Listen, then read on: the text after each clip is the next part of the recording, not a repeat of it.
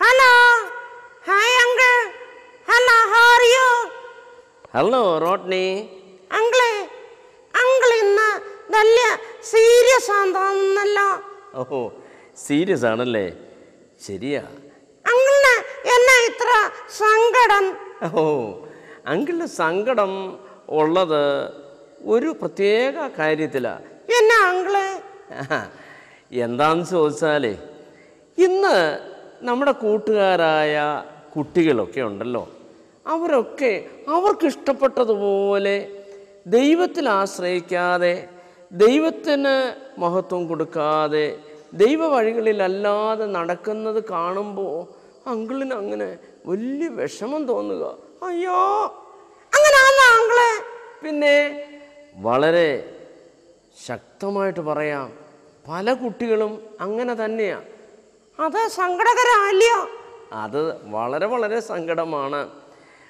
വാസ്തവത്തിൽ ദൈവത്തെ അറിയേണ്ടുന്ന കുഞ്ഞുങ്ങൾ ദൈവത്തെ അറിയാതെ ലോകത്തിന് അനുസരിച്ച് മുന്നോട്ട് പോകുക എന്ന് പറയുന്നത് വളരെ പ്രയാസമുള്ളൊരു കാര്യമല്ലേ? ശരിയാ. എത്ര കുട്ടികളാണ് മദ്യവും മയക്കുമരുന്നും അനുഭവിച്ചുകൊണ്ട് മുൻപോട്ട് ജീവിക്കുന്നത്? എത്ര കുഞ്ഞുങ്ങളാണ് സാത്താൻ്റെ പിന്നാലെ പോകുന്നത്? ശരിയാ അങ്കിളെ. ശരിയാ. പക്ഷേ അങ്കിളെ ഒരു കാര്യം, അങ്കിള് ഇങ്ങനൊക്കെ പറയുമെങ്കിലും ഇവരെയൊക്കെ കാണുന്നത് അങ്കിളിന് വളരെ സങ്കടമാണെങ്കിലും ഒരു കാര്യമുണ്ട്, ദൈവത്തിൻ്റെ വകയായി തീർന്ന കുഞ്ഞുങ്ങൾ അവരെത്രയോ സന്തോഷമുള്ളവരായി ജീവിക്കുന്നെന്നറിയാമോ? ആ ശരിയാ. മാത്രമല്ല ഈ കുഞ്ഞുങ്ങളൊക്കെ ദൈവത്തിൻ്റെ ദാനമാണെന്നാണ് ദൈവവചനം പറയുന്നത്. ആ, എന്താ കാര്യമെന്നറിയാമോ? ദൈവത്തിൻ്റെ വചനമായ വേദോസ്തവത്തിൽ പറഞ്ഞിരിക്കുന്നത് കുഞ്ഞുങ്ങൾ ദൈവം നൽകുന്ന ദാനമാണെന്നാ. ആഹാ, മക്കൾ. ആ ശരിയാ. ആ, മക്കൾ യഹോവ നൽകുന്ന ദാനം എന്ന് ദൈവവചനത്തിൽ പറഞ്ഞിട്ടുണ്ട്. അങ്ങനെയല്ലയോ? ആ, അതുകൊണ്ട് വാസ്തവത്തിൽ ദൈവത്തെ അറിഞ്ഞ് ജീവിക്കുക എന്നുള്ളതാണ് മാതാപിതാക്കളായ ഞങ്ങൾക്കൊക്കെ വളരെ വളരെ സന്തോഷമുള്ള കാര്യം. അങ്കിളെ, നേരെ ഒത്തിരി കുട്ടികൾ ഈ ലോകത്തിൻ്റെ പിറകെ മദ്യം, മയക്കുമരുന്ന് ഒക്കെ ഉപയോഗിച്ചുകൊണ്ട് പോകുന്നുണ്ട്. ഓ, വളരെ സങ്കടകരമായ ഒരു കാര്യമാണ്. അതുകൊണ്ടാണ് അങ്കിളിന് സങ്കടം. ഓ, അതുകൊണ്ട് വളരെ വളരെ സങ്കടമാണ്. പക്ഷേ ഈ കുഞ്ഞുങ്ങളൊക്കെ ദൈവത്തെ അറിഞ്ഞ് ജീവിച്ചാൽ ജീവിക്കുന്നത് എന്തൊരു സന്തോഷകരമാണ്. അവരുടെ ജീവിതത്തിൽ സന്തോഷമാണ്, മാതാപിതാക്കൾക്ക് സന്തോഷമാണ്, എല്ലാവർക്കും വളരെ വളരെ സന്തോഷകരമാണ്. ഓക്കെ അങ്കിളെ, ഞാൻ ഇനി അങ്ങനെ ജീവിക്കത്തില്ല കേട്ടോ. ഓ ശരി. അപ്പൊ നീ ഇങ്ങനെയായിരുന്നു ജീവിച്ചിരുന്നത്? പിന്നെ എനിക്ക് അങ്ങനൊക്കെ ഉണ്ടായിരുന്നു. ഓ അത് ശരി. അപ്പോ നീ ഇനിയും ആ സ്വഭാവം വെച്ച് പുലർത്തുമോ?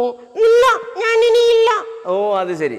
ഓക്കെ, ഇവിടെ നീ വന്നത് ഈ കൂട്ടുകാരെ എല്ലാം കാണാനാന്ന് പറഞ്ഞല്ലോ. എനിക്ക് ഒത്തിരി ഒത്തിരി കൂട്ടുകാരെ കാണാൻ ആഗ്രഹമുണ്ട്. ഓ അത് ശരി. ഇവിടെ ഉള്ള കൂട്ടുകാരെ എല്ലാവരും നീ കണ്ടോ? കണ്ടു. ആഹാ, ഓക്കെ. അങ്ങനെയാണെന്ന് വരിയില്ലേ, നീ ഒരു കാര്യം ചെയ്യ്, ഈ കൂട്ടുകാരോട് എന്തെങ്കിലും ഒന്ന് പറയുമോ? എന്താ അങ്കിളെ ഞാൻ പറയണ്ടേ?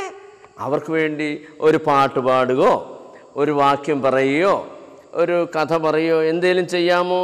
ഞാൻ കഥ പറയണോ? ആ കഥ പറയണം. അല്ലെങ്കിൽ നീ ഒരു വാക്യം പറയാമോ? അല്ല, ഞാൻ വാക്യമല്ല പറയുന്നത്, പിന്നെ കഥയാ പറയുന്നത്. ഓ അത് ശരി, കഥ പറയണം അല്ലേ? ഞാൻ ഏത് കഥയാ പറയണ്ടേ? അങ്കിൾ എന്ന് പറഞ്ഞേ. അങ്കിളിനറിയത്തില്ല, നീ അങ്ങ് പറഞ്ഞാ മതി. അല്ല അങ്കിളെ, അങ്കിള് പറ. ഓ വേണ്ട, എനിക്കിപ്പോൾ എങ്ങനെ അറിയാവുന്ന? നീ നിനക്കറിയാവുന്ന കഥ ഏതാണെന്ന്? അല്ല, ഞാനൊരു കാര്യം ചെയ്യാം. ഏത് കഥയാ നീ പറയാൻ പോകുന്നത്? ദത്തിനായി. ഓ അത് ശരി. നിനക്ക് എത്ര കഥ അറിയാം? എനിക്ക് ഒത്തിരി ഒത്തിരി ഒത്തിരി കഥ അറിയാം. ഓ അത് ശരി. ഇപ്പൊ നീ പറയാൻ പോകുന്ന ഏതാ? ദത്തിനായിയുടെ കഥ. ഓ അത് ശരി. ഓക്കെ, ബർത്തിമായുടെ കഥ നിനക്ക് നല്ലപോലെ അറിയാമോ? പിന്നെ എനിക്ക് നല്ലപോലെ അറിയാം. ഓ അത് ശരി. ഓക്കെ, ബർത്തിമായുടെ കഥ നീ ഒന്ന് പറയാമോ? ഞാൻ പറയാം. ഓക്കെ, ഈ ആരായിരുന്നു ഈ ബർത്തിമായ എന്ന് പറയുന്നത്? ബർത്തിനായി കണ്ണ് കാണാൻ പറ്റാത്ത ഒരാളായിരുന്നു. ഓ അത് ശരി. കണ്ണ് കാണാൻ പാടില്ലായിരുന്നെങ്കിലും അവൻ എങ്ങനെയാ ജീവിച്ചിരുന്നത്? ഞാന് എന്നും രാവിലെ റോഡ് സൈഡിൽ തന്നിരുന്ന് കണ്ണ് കാണാൻ ഇതെല്ലാം തരണേ എന്ന് പറയണായിരുന്നു. ഓ അത് ശരി. അങ്ങനെ പറയുമ്പോ അങ്ങനെ പറയേണ്ടത് ആൾക്കാരൊക്കെ എന്തെങ്കിലുമൊക്കെ കൊടുക്കും. ഓ അത് ശരി. അങ്ങനെയായിരുന്നു അവൻ ജീവിച്ചിരുന്നത് അല്ലേ? ഓ അത് ശരി, അങ്ങനായിരുന്നു. ഓഹോ അത് ശരി. ഈ അങ്കിളിന് അറിയത്തില്ല? എനിക്കറിയത്തില്ല, അതുകൊണ്ടല്ലേ ചോദിക്കുന്നത്. ഓക്കെ, ബർത്തിമായി അങ്ങനെ ജീവിച്ചു വരുമ്പോൾ, ഭിക്ഷ അയച്ചു വരുമ്പോൾ എന്തോ സംഭവിച്ചെന്ന് നീ മുമ്പേ പറഞ്ഞായിരുന്നല്ലോ. എന്തായിരുന്നു? ഞാൻ പറയട്ടെ. പറയാം, പറഞ്ഞേ. ഒരു ദിവസം ബർത്തിനായി റോഡ് സൈഡിൽ ഇങ്ങനെ ഇരുന്ന് എനിക്ക് എല്ലാം തരണേ എന്ന് പറഞ്ഞോണ്ടിരുന്നിട്ടേ ഇരുന്നപ്പോൾ എന്താ സംഭവിച്ചത്? ഒരു ശബ്ദം കേട്ടു. എന്തോ ശബ്ദം? ഒരുപാട് ആൾക്കാര് നടന്ന് വരുന്ന ശബ്ദം. ഓ അത് ശരി. അപ്പോ അവൻ അങ്ങ് അത്ഭുതപ്പെട്ടു കാണുമല്ലേ? ഇനി അവനങ്ങ് പേടിച്ചു പോയി. ഓക്കെ, അവൻ പേടിച്ചു പോയെങ്കിലും അവൻ എഴുന്നേറ്റ് ഓടുക വല്ലതും ചെയ്തോ? ഇല്ല. അവനോട് ഇരുന്നവരോട് ചോദിച്ചു, ഇതെന്താ ശബ്ദം കേൾക്കുന്നേ? ഓ അത് ശരി, അങ്ങനെ ചോദിച്ചല്ലേ. ഓക്കെ, അങ്ങനെ ചോദിച്ചപ്പോൾ അവരെന്ത് പറഞ്ഞു കാണും? ഓ അങ്ങനെ പറഞ്ഞോ? ഇങ്ങനെ പറഞ്ഞേ. ഓ അത് ശരി. അങ്ങനെ പറഞ്ഞത് വാസ്തവത്തില് ശരിയായോ? അല്ല ആങ്ങളെ, ശരിയല്ല. കണ്ണ് കാണാൻ വയ്യാത്തവനോട് അങ്ങനെ ചൂടായിട്ട് പറഞ്ഞ ശരിയല്ല. ഓ ശരിയല്ല. അവനോട് വാസ്തവത്തിൽ ദയോടുകൂടെ പെരുമാറേണ്ടതായിരുന്നല്ലേ. പക്ഷേ അവൻ അങ്ങനെ ചെയ്തില്ല. അവനോട് വളരെ കർക്കശ്യമായിട്ട്, വളരെ കഠിനമായിട്ട് ഏർപ്പെട്ടല്ലേ. ആട്ടെ, ദൈവത്തിന് അത് ഇഷ്ടമുള്ള ഒരു കാര്യമായിരിക്കുമോ? അല്ല, ദൈവത്തിന് ഇഷ്ടമുള്ള കാര്യമല്ല. ഓ റോഡ്നി, ദൈവത്തിന് ഇഷ്ടമില്ലാതെ നമ്മൾ ചെയ്യുന്ന ഏത് കാര്യവും എന്താണെന്നറിയാമോ? ഞാൻ പറയട്ടെ, അല്ലേ അങ്കിള് പറ. നിനക്കറിയത്തില്ല? എനിക്കറിയത്തില്ല. ദൈവത്തിന് ഇഷ്ടമില്ലാതെ നമ്മുടെ ചിന്തയിൽ കൂടെയും പ്രവൃത്തിയിൽ കൂടെയും നമ്മുടെ സംസാരത്തിൽ കൂടെ ഒക്കെ എന്ത് ചെയ്താലും അത് പാപമാണ്. അയ്യോ, പാപം പാപം എന്നാണ് അതിന് പറയുന്നത്. ആട്ടെ, ഈ ബർത്തിമായിയോട് വളരെ കഠിനമായി ഏർപ്പെട്ടത് ഒരു പാപമായിപ്പോയല്ലേ. ആനിങ്ങനെ ചോദിക്കുന്ന കേട്ടിട്ട് നട്ടിയിലര് കർത്താവിൻ്റെ അടുത്ത് അവനെ കൊണ്ടുവരാനായിട്ട് ശ്രമിച്ചു. ഓ അത് ശരി. ഓക്കെ, അപ്പോ യേശു കർത്താവ് അവനോട് എന്ത് ചോദിച്ചു കാണാൻ?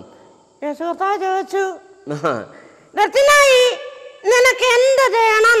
ഓ കർത്താവിൻ്റെ അടുത്ത് എന്ന് അവനോട് ചോദിച്ചത് അങ്ങനെയായിരുന്നോ? അങ്ങനായിരുന്നു. നിനക്ക് എന്ത് വേണമെന്ന് ചോദിച്ചപ്പോൾ അവൻ എന്തു പറഞ്ഞു കാണും? എനിക്ക് കുറേ പണം വേണമെന്നോ അല്ലെങ്കിൽ എനിക്ക് വേറെ എന്തെങ്കിലും വേണമെന്നോ വല്ലതും ആയിരിക്കുമോ പറഞ്ഞത്? അങ്ങനൊന്നും അല്ല. പിന്നെ എങ്ങനെ അവൻ പറഞ്ഞേ?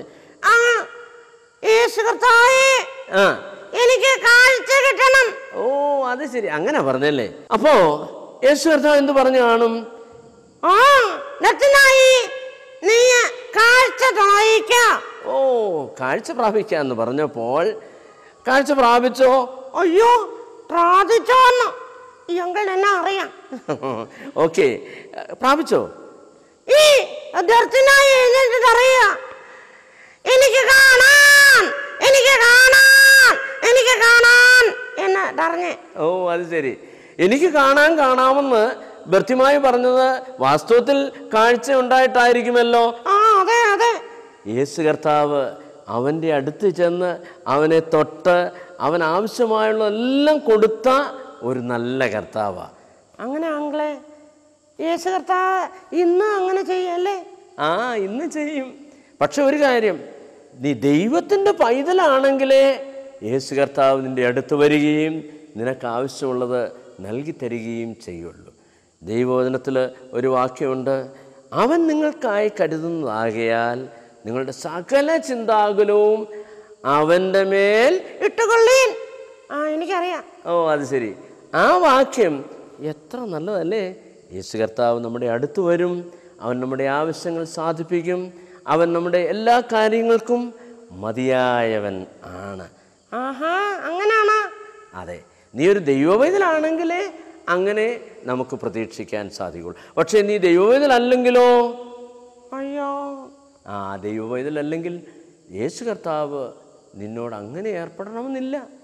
പക്ഷേ നീ വിഷമിക്കേണ്ട, ഇന്ന് തന്നെ നിനക്കൊരു ദൈവ പൈതലായി തീരാനായിട്ട് സാധിക്കും. അതെങ്ങനെയാ? അതിന് ഒട്ടും വിഷമിക്കേണ്ട. യേശു കർത്താവേ, ഞാനിതുവരെയും ഒരു പാപിയായി ജീവിച്ചു. കർത്താവേ, അവിടുന്ന് കാൽവരി ക്രൂശിൽ മരിച്ചത് എനിക്ക് വേണ്ടിയാണെന്ന് ഞാൻ വിശ്വസിക്കുന്നു. എൻ്റെ ഹൃദയത്തിലേക്ക് അങ്ങ് വരണമേ എന്ന് പ്രാർത്ഥിച്ചാൽ നിനക്കൊരു ദൈവ പൈതലായി തീരാൻ സാധിക്കും. ശരിയാണോ? പിന്നെ അങ്ങനെ തന്നെയാണ്. ഈ ലളിതമായ പ്രാർത്ഥന നിങ്ങൾ പ്രാർത്ഥിച്ചാൽ നീ ഒരു ദൈവ പൈതലായി തീരും. അന്ന് മുതൽ യേശു കർത്താവുമായിട്ട് നിനക്കൊരു വലിയ ബന്ധമുണ്ടാകും. നിൻ്റെ എല്ലാ കാര്യങ്ങളും നിർവഹിക്കുന്നവൻ കർത്താവാണെന്ന് നിനക്ക് മനസ്സിലാക്കാനായിട്ട് സാധിക്കും. അങ്ങനെയാണ്? ശരിയാ, അങ്ങനെ തന്നെയാ. അങ്ങനെയാണെങ്കിൽ ഞാനിനി യേശു കർത്താവിനെ വേണ്ടി ജീവിക്കും. അത് ശരി, വെരി ഗുഡ്. നീ അങ്ങനെ ഒരു തീരുമാനമെടുക്കുമെങ്കിൽ വളരെ വളരെ നന്നായിരിക്കും. ആട്ടെ, നിന്നെ ദൈവം അനുഗ്രഹിക്കട്ടെ. നമ്മുടെ കൊച്ചു കൂട്ടുകാരെയും എല്ലാവരെയും ദൈവം അനുഗ്രഹിക്കുമാറാകട്ടെ. Okay okay uncle, thank you very much. Okay, bye bye.